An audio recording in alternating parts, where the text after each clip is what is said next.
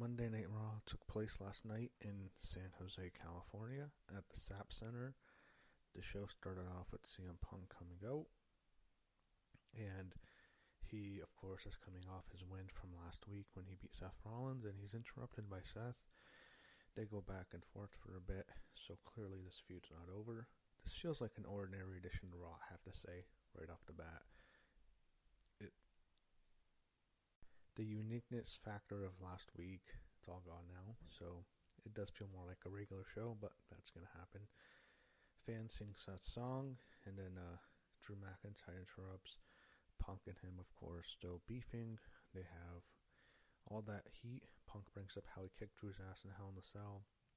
And essentially the thing ends with basically the big reveal at the end is the fact that all three guys are now in the Royal Rumble. So they'll have interactions with each other, I'm sure. And I don't think Drew has any shot of winning.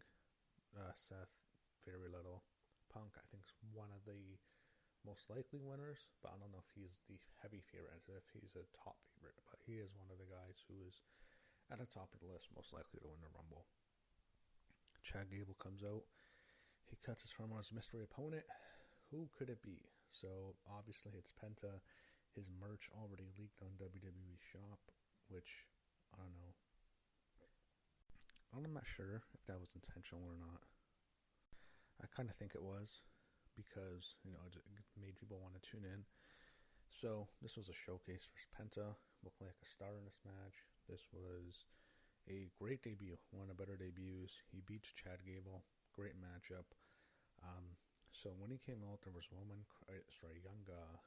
lady. I don't want to say a little girl, but a girl, probably teenage age, a little bit younger. She was crying in the front row, and I thought, maybe that's his daughter, and it turned out his was.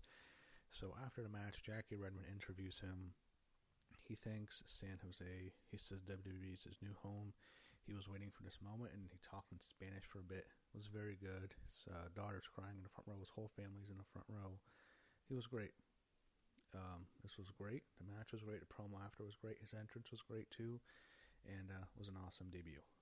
And he hugged his family, and you can't ask for a bigger way to start the show. Also, I want to bring up, I think... I'm sure if it was Jackie Redmond or Kathy Kelly was interviewing Rey Mysterio about Penta, and this was not on the American version, this was on the non-commercialized international version, so I don't know if we'll get that, but you had Rey talking to about Penta later in the show. Judgment Day backstage. Liv Morgan receives flowers from Dom. She basically blows him off and gives them to Carlito and tells him to put it there somewhere else, and her and Raquel walk off. I think Liv and Raquel should just break off from the Judgment Day. I think they're done. They can bring in someone. I can bring up a pitch. How about you bring in Zelina Vega, give her a Liv's role. She's in there. And then they have a new leader. They kick Finn out. Their new leader is Aleister Black. That's a pitch for the Judgment Day. Liv out, Zelina out. They eventually take out Finn. Zelina, did I say Liv out? Meant to say Raquel. But Liv, Raquel out, then Finn out. Bring in Zelina as the female. Start a group, and then her husband's in, Aleister Black. That's your new Judgment Day. Anyway, I think Liv and Raquel should be a tag team now.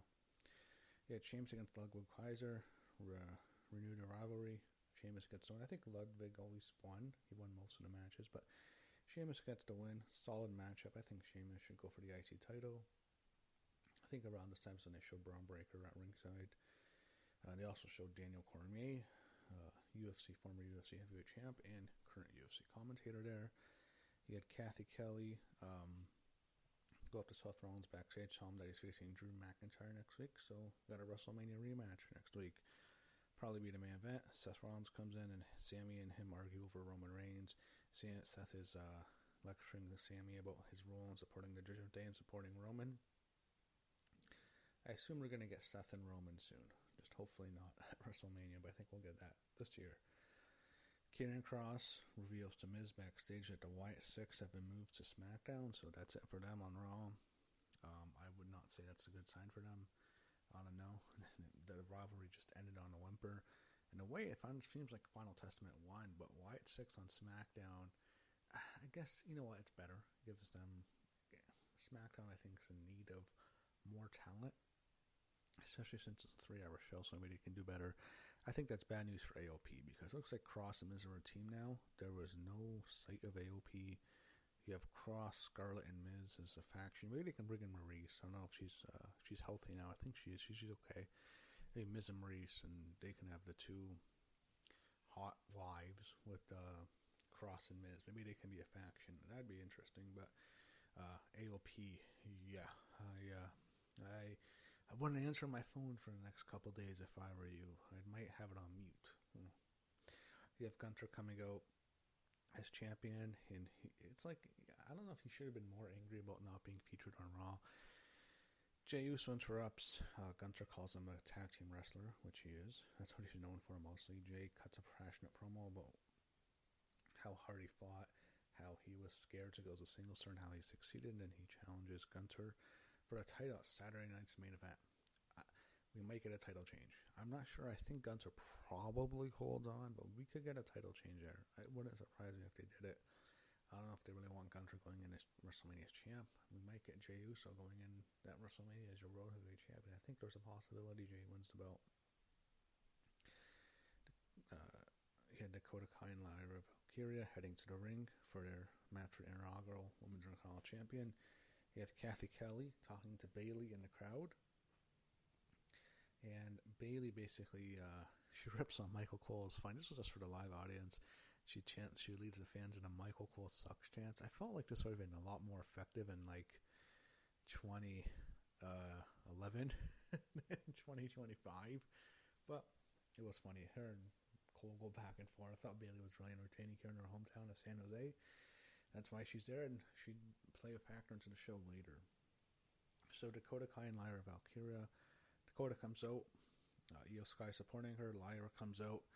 I was expecting Becky, we didn't get her, but the match was very good. They had a really cool suplex spot where Lyra gives Dakota a suplex off the apron onto the floor, which hurt Dakota. I wanted to see Dakota win. I like Lyra Valkyria, I really like Dakota Kai. I was hoping to see her get rewarded. I thought she's really gotten over. I like her. I think that the pro gimmick has worked. Really like Io. I think she's been great as well. But I was hoping to see Dakota get her reward in a way. I think she's done really well. It's too bad it didn't go her way. They went with Lyra, but Lyra's only been there for less than a year. You could have held off. I guess they want, maybe because they already put a heel Chelsea Green as the U.S. Women's Champ. They want to go with the face for the Intercontinental Women's Champ. But Lyra wins, and when she won, I thought, okay, Becky's coming. They're going to set WrestleMania. No Becky Lynch, and there was rumor that she'd come back tonight. Didn't show up, yeah, I thought they went with the wrong woman, but it's fine. I don't hate Lyra. I think she has upside too, so perhaps at WrestleMania, we're getting the Women's Intercontinental title match with Lyra Valkyria defending against her fellow Irish woman, Becky Lynch. That'd be a good match. Kathy Kelly interviewing the New Day. They will wrestle next week. Miz and Sami Zayn. Match was alright. I was thinking, I don't really want to watch Miz and Sami Zayn in 2025. I feel like I've seen this match a million times in my life in this new era. Anyway, Sami wins. Match was alright. It's a Saluva kick and wins with a Blue Thunder Bomb. He never wins with that. Rhea Ripley comes out, and I have to say, when she came out, man, I felt like there was definitely an aura around her. I mean, Jackie Redmond mentioned it multiple times tonight, aura, but I did feel that way around Rhea. I felt like she's a star. She says Mommy's back on top, and then she's interrupted by Nia Jax, who's on Raw. I'm happy in a way we don't have to see Tiffany and Nia. I was afraid we were going to get that match, but yeah, it's not happening. So Nia and Jax on Raw. She came into the transfer portal. I mean, not this feud again. It was horrible last year, but Nia reveals that she's there, and she picks out someone in the crowd who's in San Jose. It's Bayley, and she attacks Bayley. It leads to a confrontation. Bayley gets into the ring, and she essentially beats up Bayley and Rhea. But then they both beat her up. Rhea hits a super kick. Bayley hits a kick as well, knocking Nia out of the ring. And then Rhea and Bayley stand tall, and Bayley looks at Rhea's tight on. It looks like Bayley may be on Raw as well. I think that makes sense. I don't think there's anything for left to do on SmackDown. She's done well on SmackDown. I think she spent most of her time on SmackDown, it seems like. But she's on Raw, and I hope she's better for her to stay on there. Eventually, you can do Rhea and Bayley. Maybe I'd like to see heel Bayley and a face Rhea. So main event is Damian Priest Finn Balor street fight. So fun match. So to start the match, really have chairs and candlesticks in the ring, and then you have two tables set up on the outside. They brawl through the crowd, and the big spot was Priest hitting this big corkscrew superplex onto Finn off the stands, and they go smashing through two tables near the stage, and Finn's destroyed, and they have a stretcher job. Finn's done. They put him out, and then the babyface Priest is in the ring. He takes the heels Finn on the stretcher, wheels him back to the ring, takes him back in the ring, and they continue the match. They use chairs, they use some candlesticks. There's two table spots on the outside. Eventually, Finn is finished off when Priest hits himself with a heaven chokeslam, gets the win, and he wins the match. Damian Priest is your winner, and that recapped Raw, which the second edition of Raw on Netflix. Once again, in San Jose, in the SAP Center. I thought it was another good show, and it was only 2.5 hours. It was short, which I thought worked well, and they can do the time however they want. When you have the night after WrestleMania, that thing's probably going 3 hours, as did the premiere.